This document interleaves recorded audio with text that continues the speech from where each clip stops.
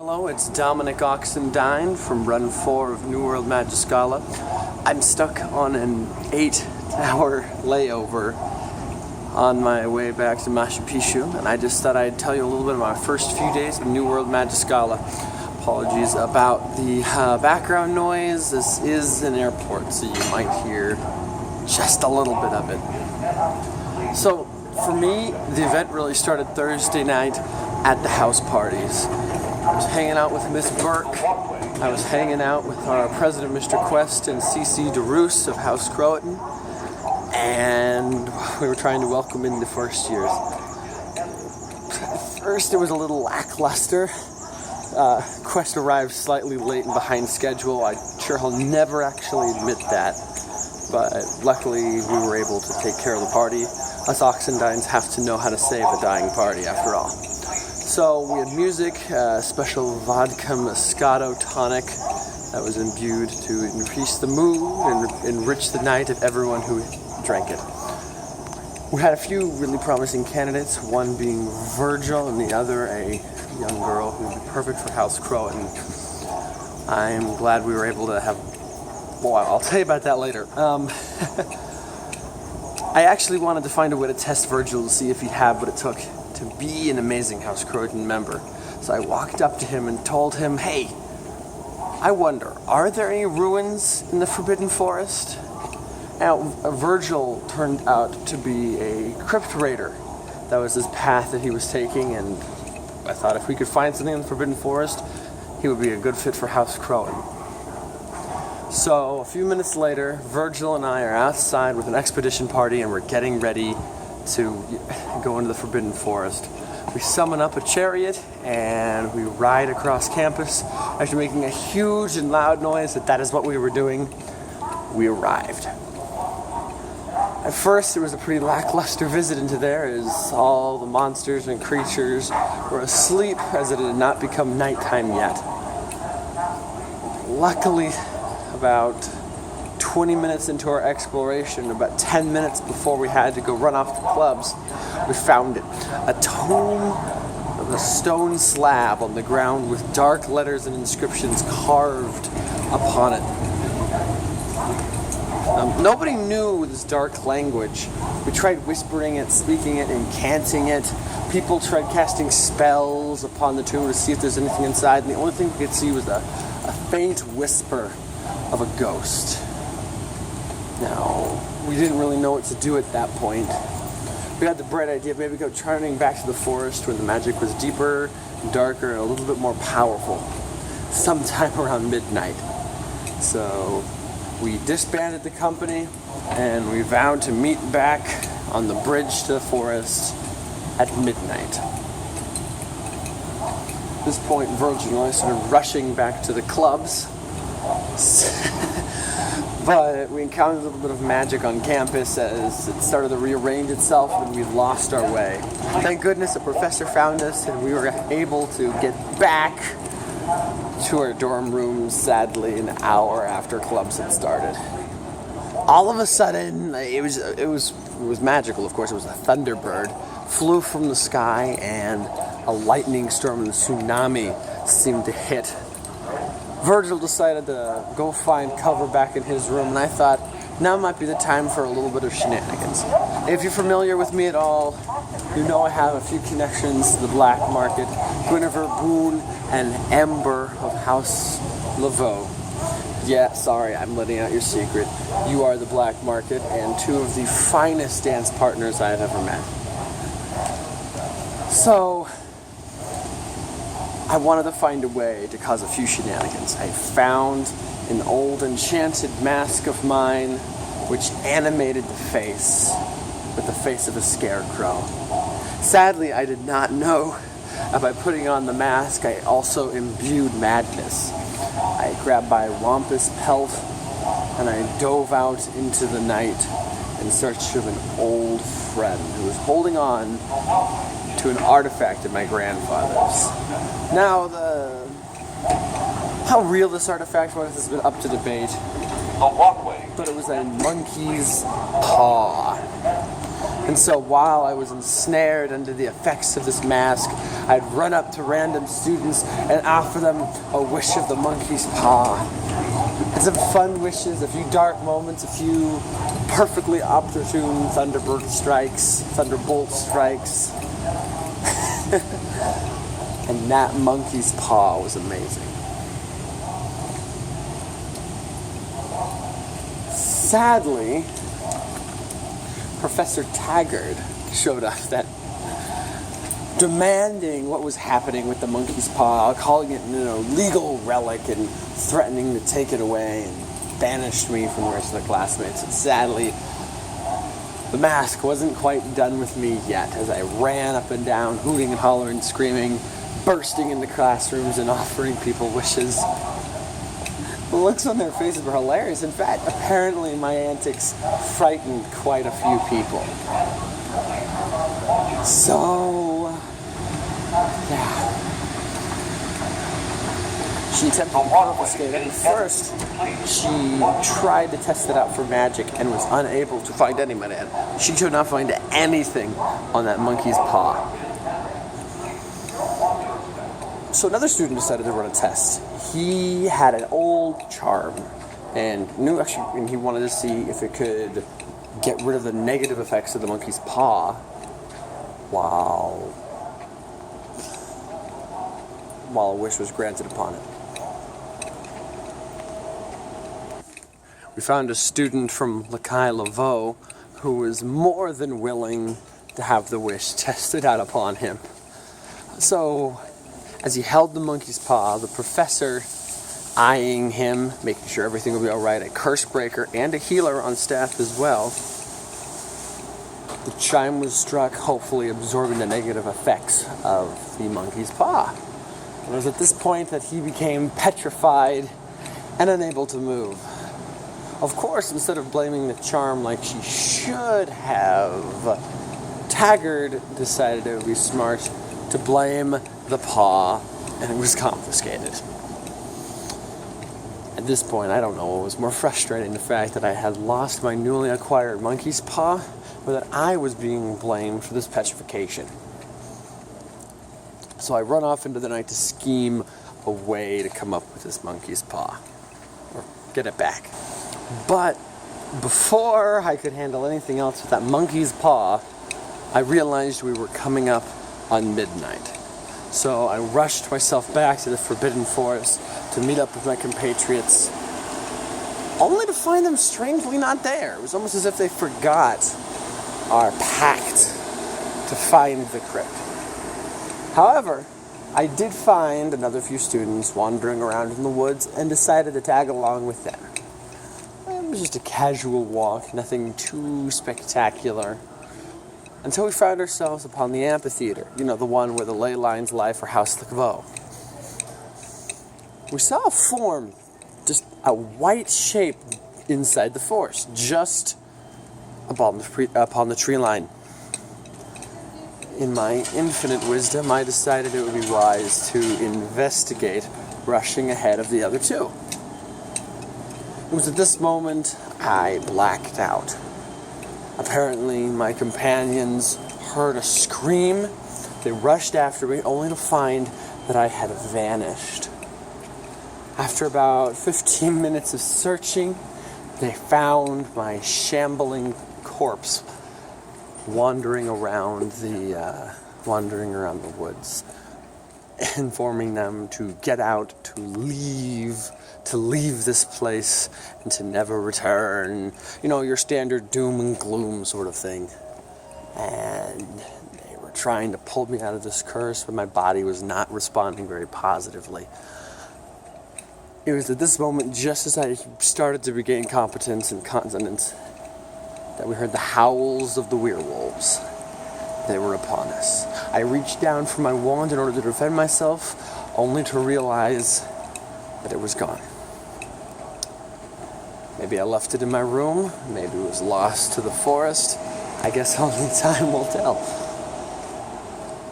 So, we spent the next few minutes running from the werewolves, trying to avoid them. I'm shambling on the ground, trying to, stay continent and not black out again. It was then the ancient Sumerian ghost that apparently I had disturbed earlier that day and that had been possessing me. Once again began whispering things in my ear. This time, it was possibly a way to fight the werewolves, to enchant some of the other darker sticks within the forest, within his domain, with magical power the same way you could a wand, and to fight them. So I just ravaged around, climbing all the way back up to the very top of the amphitheater, looking for a stick that wouldn't snap in my hand. A werewolf actually almost got my leg, but I was able to kick it away and escape. So there I am at the top of the amphitheater, standing on some sort of pillar lining the back of it. And the werewolves are starting to close in. I'm looking down upon these two other people being surrounded, werewolves closing on me. There's only 7 of these things surrounding us. It was actually kind of scary. It was at this moment the wand that I was trying to create snapped. I had no choice but to continue to run, rummaging around the forest for wolfsbane. None was to be found, of course, because apparently wolfsbane is not too prevalent within the Forbidden Forest. I shamble back down and meet up with my companions that had stood by my possessed side just a few minutes before to see if we can make a last stand. We did see a break in the woods, so we dug ourselves into it, where I found another stick. This one didn't actually crack. I was able to imbue with quite a lot of power. Some dark words were spoken that ended up frightening my companions, something about eldritch horrors and the powers of the inferno and yada yada yada. I don't really remember exactly what I said. The Sumerian took over at that point. And then we began raining hellfire down upon the werewolves. It was actually quite a spectacle. They all got pushed back, and I kept launching myself forward, lurching forward, launching off these spells, driving them back into the darkness. Eventually we made it back to the bridge at the beginning of the forest, the werewolves still hot on our tail. We attempted to put up some fire wards to stop them, which did for a little while, but at the extent of most of my energy, and most of the energy within the stick. It's at this moment that I found that wands that were created with a certain elemental affinity could only work with such elements. I try to create any more wands to silence them or cast any more spells, but nothing seems to work, so we end up sprinting across the bridge and outside of the werewolf's domain. Thank goodness. A few minutes later, I found myself shambling back into my dormitory. Water bottle thrashed from carving letters into the ground and ancient runes. Body and clothes covered in dirt and mud from crawling around and shambling through the forest. I decided it was time for bed. We would have a very busy day tomorrow. So Friday morning began after a wonderful breakfast at the Great Hall with magical ethics class. We learned about the ability for people to use magic without wands. It's all about how many people you can find that can believe in it. How much passion you can imbue within a person's mind. If a large enough group of people believe in something, that thing can become fact. And of course, to test our ethics, we attempted this. I apologize, it wasn't ethics class, it was magical theory class. Apparently my memories are already becoming messed up by the effects of the mask. Anyways, part of our in-class assignment is we had to cast a spell on another student with our wands, which was kind of helpful for me because I still was unaware of where my wand was from the Forbidden Forest. I ended up hurting another student by shooting a shot too powerfully into his leg. He's okay now, though. The healer's got a hold of him. And after that, after we heard a little bit more about this new style of magic that was in practice, we were given our homework assignments. We were to find a magical creature and use some sort of spell, use some sort of incantation or charm in order to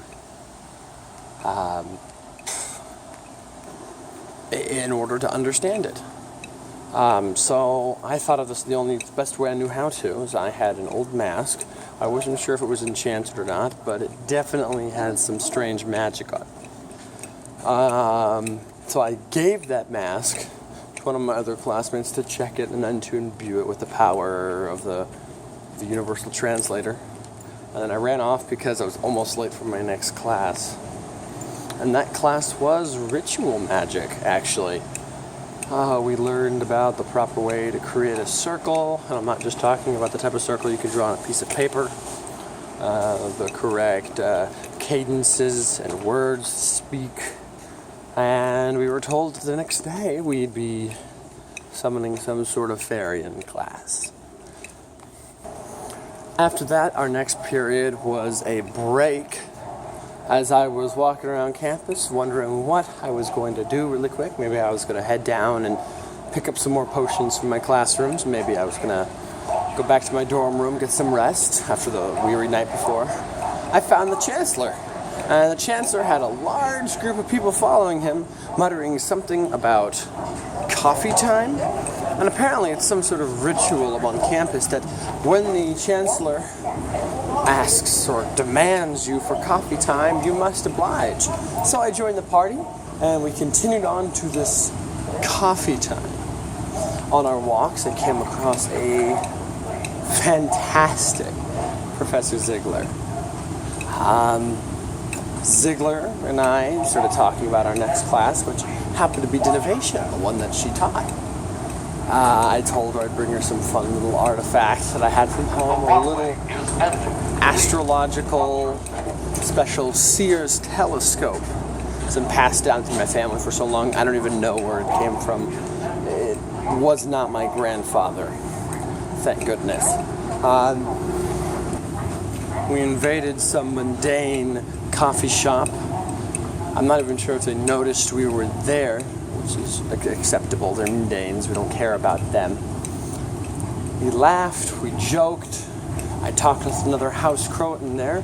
Met a Miss Forsyth, another one of the rich families from the Virginia Isle. And the next thing you know, I had to run off to class. It was fun hanging out with Ziegler and the rest of the crew. We actually learned how to read people's eyes to see their future and to see their present. We learned that it wasn't just a one-way street. You had to talk to the person and probe them for questions, and if you listened to them, they gave you their answer. It was a fun experience. The room itself was incredibly cool in the hot Virginia sun, and one of the most peaceful classrooms of the entire weekend. After class, we made our way to the Great Hall, where lunch was being served. Hob and the rest of the elves and hobgoblins were running around delivering letters to all the students, and I got a mysterious box. Inside were various trinkets and treasures, like glow specters and potions, and a mysterious letter that said, "Continue my work." And it was signed by my grandfather, Jack Slager. It was at this point I started to think more of my heritage and what I was supposed to do. I know I have a cousin who went to the school. His name Jackson Slager. So I reached out to him with a letter begging him to meet with me after class. Let's see. A walkway is under. Stupid Danes with their annoying noises. My apologies if there's too much background in this video. I can't hold too many things for too long and I have to keep moving. But lunch wasn't over for me just yet, as I had another trick up my sleeve from my friends in the black market. I pulled out a letter that I had been acquiring and selling copies of to other students, might I add. And that letter was supposed to be from the Chancellor, granting me immunity from my crimes as I was actually working on his behalf for a greater secret cause. Ooh. And I showed it to Slager and asked for my monkey's paw back. In a few words, pretending to still be some undercover agent or something to throw her off my trail. So, when she saw this, she was very interested and asked that I speak to the Chancellor. Funniest thing is, they actually connected me to a plot that was going on. Something about a bloody sheet hanging up in one of the rooms with ancient and disturbing words scribbled upon, stuff you usually find in a bloody sheet. Doom and gloom, the end of the world is upon us, blah, blah, blah, blah, blah. And so I, playing along, said, yes, that's the group I'm trying to infiltrate right now. Ha ha! So, the seed was struck, and I hoped to get out of my meeting with the tribunal. But when the announcements were spoken, my name was still given. I don't know if this was just something because it was taking too long, or I did it too close to the call, but I was going to have to stand in front of the court and plead my case. Luckily, I'm an Oxendine, one of the richest and oldest families, and my connections within House Croatan were going to keep me safe. All I had to do was appeal the charges. After lunch, I ran into a very interesting student. She's probably going to want to keep her name hidden for the record books. So I am just going to call her Fox. Well, Fox came to me with some very interesting information as we were sitting in Brown Alley waiting for a super secret high stakes poker game for magical artifacts in the Dark Shadow Alley, I believe it was called. When she told me about a plot to attack my homeland and the kind of the sigil of our House Croatan, the Virginia Isle. She didn't have much information, just told me a potential spot for a ritual that they were going to do to pull it out of the sky and crash it into the ground, killing everybody and potentially starting a massive war. So when I heard this, I knew there was only one person to bring this information to that I could actually trust. And that person was Miss Burke.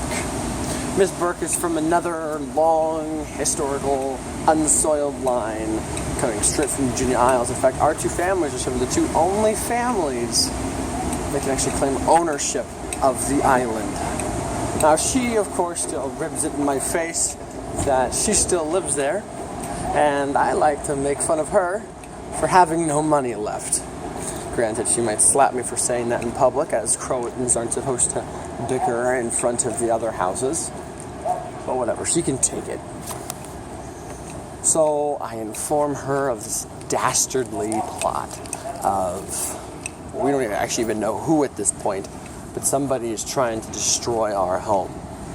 I know I have other plans that night with a special Jackson Slager. So I wasn't sure how much I was going to be able to be involved, and I knew she could take over in any extent and handle herself quite masterfully. So dinner arrived that Friday, and the house points were tallied and totaled for the last few days. We had jumped all the way up to first place and then down to fourth. It was a little frustrating, a little stressful, but we knew we had plenty of time to recover and a potential allyship with Lakai Laveau in order for the two of us to end up on top. So we weren't too concerned, we still had plenty of time. However, that night happened to be the initiation of the first years into our houses. We were going to find out the fate of young Virgil and our other fantastic members. So, we went to the Great Hall, ready to welcome in the new classes. The Chancellor said some silly, pointless words. Everybody laughed at him. Everybody had a blast. And then ceremony began. Ostentatious and as serious as one could expect from the University of Magiscala. New World Magiscala. As the people on the New Year's got split up little by little, I was worried that Virgil might not be selected for our house. I'd grown quite fond of him with my time in the forest. But thank goodness he made it in. He was so excited, jumping up and down. He even brought a little wyvern with him to the ceremony for some reason. He kept making snarky remarks, and most people find it humorous. I found it a little bit taxing, but still, it was fun. All in all, I am proud of all of our new Crotons as they made that march and joined us on the Great Hall steps. It was a wonderful moment, and I was proud of each and every one of you. So, go Turtle Squad! From here, we went back to our house common rooms, and we prepared the initiation ceremony for our new members. Now, as this is a very private Croton rite, I will not be explaining it as... Let's just say it was magic. And everyone in that room felt closer than ever before, and we are truly a family. It was at this time we heard the terrible news of the ley lines, the sources of all the magical powers upon campus. Something was affecting them, and they were crumbling, and it was sending problems throughout all the campus. Actually, people had heard about this before. I just don't think they cared because they didn't know if there's anything they could do about it. Apparently, we were now on a time schedule in order to save the ley lines. It was also at this time the threat was made public to all of House Croton of our new shared home, the Virginia Isles' potential demise. And I am proud to say each and every Croton stood up to defend the Virginia Isle.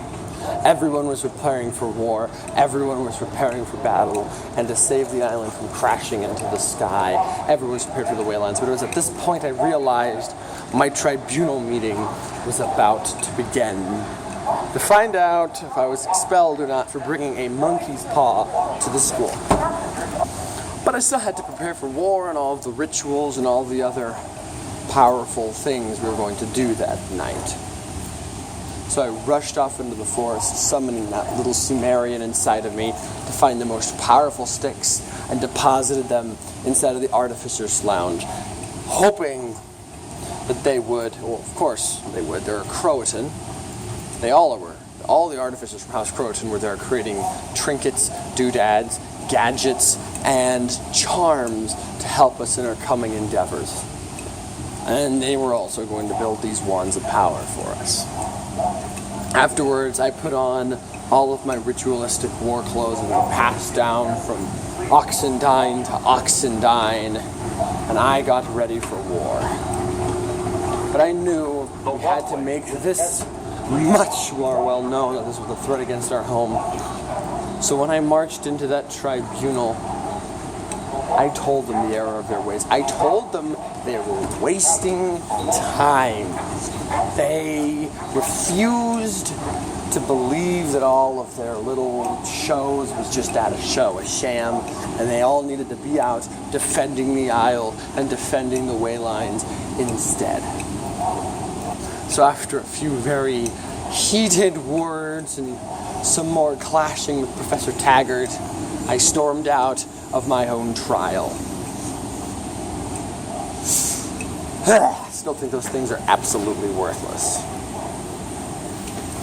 I got out just in time to run to the ley lines for their ceremony, and we began casting the ritualistic circle around the way lines in order to find what was inside. We scried, even found a mass of eldritch tentacles beyond human compensation, beyond the ability for anyone to truly understand. But it was destroying our home, and it was harming our fantastic house ghost, Mo. After everything she had done for our house and for everybody, and we'd seen her around campus, that was especially aggravating for a lot of us.